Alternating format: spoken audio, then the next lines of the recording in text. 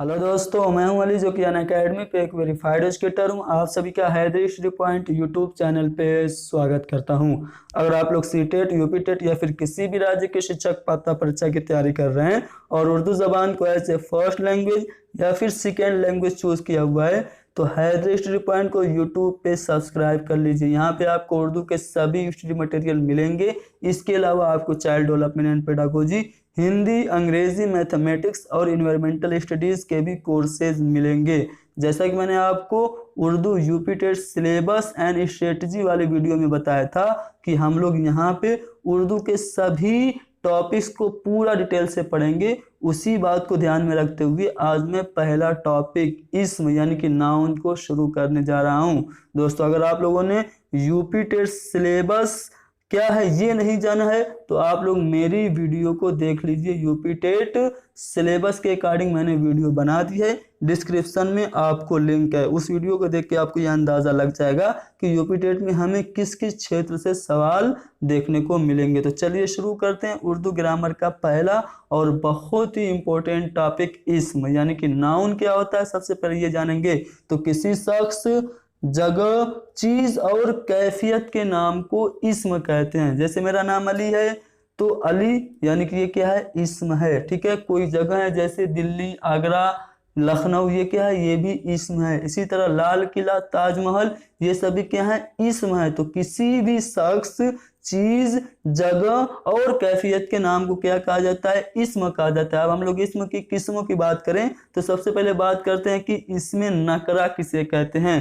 तो किसी आम शख्स, आम जगह और आम चीज के नाम को हम लोग इसमें आम कहते हैं। इसमें आम को ही इसमें नकरा कहा जाता है। ज्यादातर कंप्यूटर एग्जाम में इसमें नकरा ही पूछा जाता है, तो आप लोग याद रखिएगा कि इसमें आम को ही इसमें नकरा कहा जाता है। अब सवाल ये पैदा होता है कि इसमें मारफा क्या होता है। तो किसी खास शख्स, खास जगह और खास चीज को इसमें खास कहा जाता है और इसी का जो दूसरा नाम है वो है इसमें मारफा। जैसे मैं एग्जांपल दे दूं, सरोजनी नायडू को बुलबुल हिंद कहा जाता है। तो सरोजनी नायडू को क्या कहा जाता है, बुलबुल हिंद। तो ये बुलबुल हिंद जो लफ्ज है इसको हम लोग इसमें खास या फिर इसमें मारफा कहेंगे।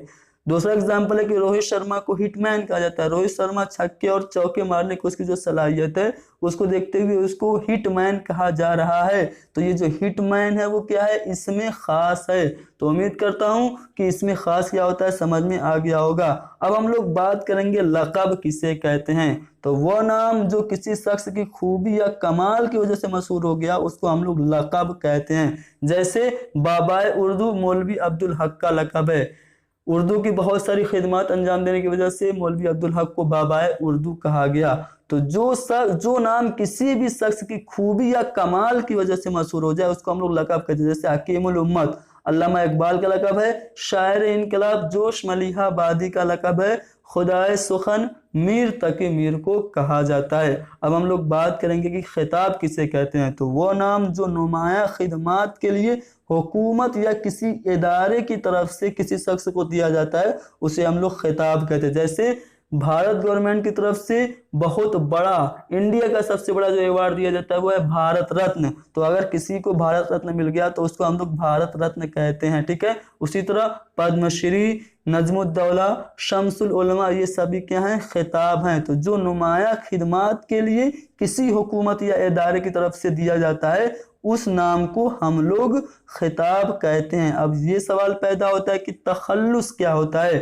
तो अक्सर शायरों को अपने नाम के अलावा एक और नाम भी होता है, यानी कि वो नाम जो शायर अपनी गज़ल या नज़म में इस्तेमाल करता है उसको हम लोग तखल्लुस कहते हैं। तो वो कलमी नाम जो शायर अपने शायरी में इस्तेमाल करते हैं उसको हम लोग तखल्लुस कहते हैं। जैसे मिर्ज़ा असदुल्ला खां अपना तखल्लुस इस्तेमाल करते हैं गालिब, ख्वाजा मिर्दद का तखल्लुस है दर्द, मोहम्मद इब्राहिम अपना तखल्लुस इस्तेमाल करते हैं ज़ौक़ और अल्ताफ़ हुसैन अपना तखल्लुस हाली इस्तेमाल करते हैं। तो ये क्या है, ये अपनी शायरी और अपनी जो नज़में होती हैं उसके आखिरी मिसरे में इस नाम को शायर इस्तेमाल करता है तो यही कलमी नाम उसका तखल्लुस कहलाता है। अब कुन्नियत क्या होती है ये भी जान लेते हैं। तो वतन, माँ बाप और ख़ानदान के ताल्लुक से जो नाम मशहूर हो जाए उसे हम लोग कुन्नियत कहते हैं। जैसे इब्ने मरियम, हज़रत ईसा को इब्ने मरियम कहा जाता है क्योंकि उनकी माँ का नाम मरियम है। इसी तरह अबुल हसन, हज़रत अली अलैहिस्सलाम को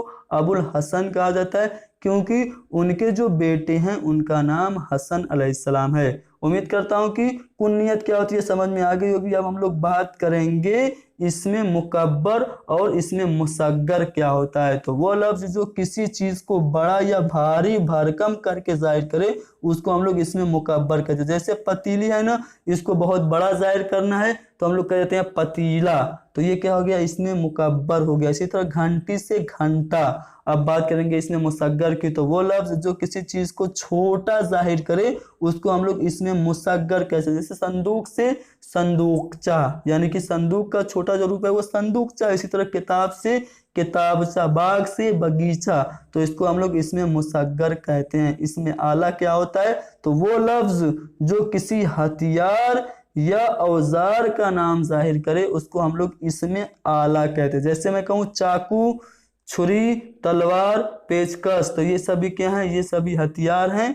तो ये लफ्ज़ जो कि हथियार और औजार का नाम जाहिर कर रहे हैं तो इनको हम लोग इसमें आला कहेंगे। उम्मीद करता हूँ समझ में आ रहा होगा। अब बात करेंगे इसमें सौत की, तो वो लफ्ज़ जो किसी जानदार या बेजान अशिया की मखसूस आवाज़ को जाहिर करे उसे हम लोग इसमें सौत कहते हैं। यानी कि किसी भी नॉन लिविंग थिंग्स या फिर लिविंग थिंग की जो पर्टिकुलर वॉइस होती है उसको जो रिप्रेजेंट करता है वो नाउन क्या कहलाता है, इसमें सौत कहलाता है। जैसे म्याओ म्याओ, बिल्ली की खास आवाज़ है म्याओ म्याओ, किसी मशीन की आवाज़ टर टर, तो ये क्या है, ये इसमें सौत है। अब हम लोग बात करेंगे इसमें ज़र्फ की, तो वो लफ्ज़ जो किसी जगह या वक्त को जाहिर करे उसे हम लोग इसमें ज़र्फ कहते हैं। जैसे मैं कहूँ घर, जगहों को जाहिर कर रहा है ना, तो घर क्या हो गया, इसमें ज़र्फ हो गया। स्कूल, दोपहर, शाम, चौराहा, तो जिसमें वक्त हो या फिर जगह हो उसको हम लोग इसमें ज़र्फ कहते हैं। इसमें ज़र्फ की कितनी किस्में होती हैं, 2 किस्में होती हैं।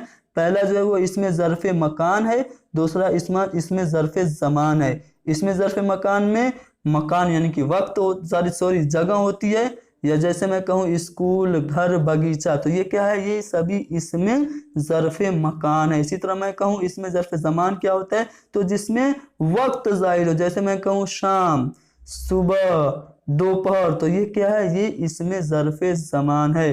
तो दोस्तों यहाँ पर हमने डिस्कस कर लिया उर्दू यूपी टेट का बहुत ही इम्पोर्टेंट टॉपिक नाउन यानी कि इसम। उम्मीद करता हूँ कि समझ में आ गया होगा। अगर समझ में आ गया तो इसको ज़्यादा से ज़्यादा शेयर कीजिए, हर एक उर्दू के तालिब इल्म तक ये वीडियो पहुँच जानी चाहिए। आप लोग घबराइए नहीं, अभी शुरुआत हो रही है। सितंबर और अक्टूबर तक मैं उर्दू का पूरा स्टडी मटेरियल जो कि आपको यूपी टेट में फ़ायदा देगा मैं आपको यहाँ पे अवेलेबल करा दूंगा। शर्त यह है कि आप लोग बने रहें, ज़्यादा से ज़्यादा वीडियो को देखें और अपने दोस्तों को शेयर करें। दोस्तों को बता दीजिए कि यूट्यूब पे हैदरी स्टडी पॉइंट है जो कि उर्दू की तैयारी कर रहा है। इसके अलावा आपको उर्दू के स्टडी मटेरियल कहीं पे भी नहीं मिलेंगे। Thank you very much.